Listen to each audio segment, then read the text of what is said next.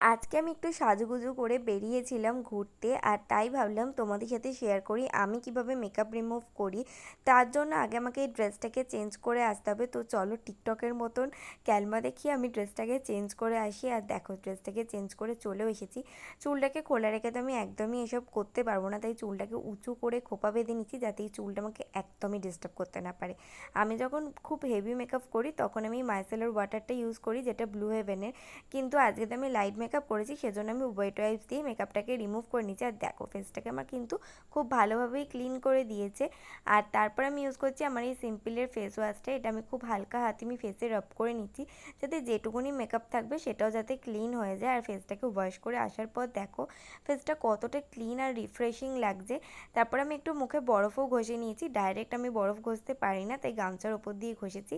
তারপরে আমি আমার স্কিন কেয়ার করে নিয়েছি। তো আজকের মতন এইটুকুই, দেখাবে নতুন কোনো ভিডিওতে। টাটা।